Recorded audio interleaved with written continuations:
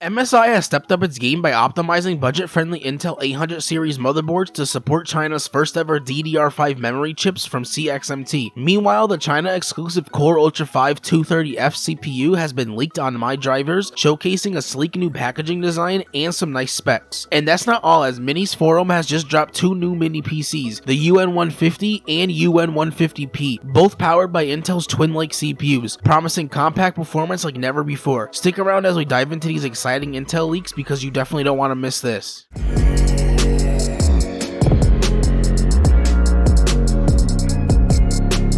Welcome back to LA Electronics, your ultimate destination for the latest and greatest in PC tech news and leaks, especially when it comes to GPUs and CPUs. If you're serious about staying ahead of the curve, make sure to hit that subscribe button and turn on post notifications so you're always in the loop. Also be sure to follow me on X so you can stay up to date on everything that's going on with the channel. MSI has just listed several Intel B860 motherboards in China, marking a significant step forward in the market. The lineup includes the Msi B860 Tomahawk Wi-Fi at 1,699 yuan or 234 US dollars, the Msi B860M Mortar Wi-Fi at 1,499 yuan or 206 US dollars, and the Pro B860MA Wi-Fi at 1,299 yuan or 179 USD. Beyond their availability, there's a fascinating twist because according to Chinese tech outlet Sina, the BIOS files for these motherboards are optimized specifically for Changxing Memory Technologies or CXMT's DDR5 memory, a potential game changer for the Chinese tech landscape. CXMT made headlines in late December of 2024 by becoming the first Chinese company to begin consumer production of DDR5 memory chips. To comply with United States export restrictions, CXMT employs a less advanced production node, resulting in chips roughly 40% larger than those from competitors like Samsung and Micron. While this means weaker performance for now, CXMT has a unique edge as China's sole local DDR5 manufacturer, eliminating import duties and hefty international shipping costs. This launch marks CXMT's first venture into DDR5, and while the chips may cost more to produce initially at first, the company is likely to refine its production process just as its competitors did. If their track record with the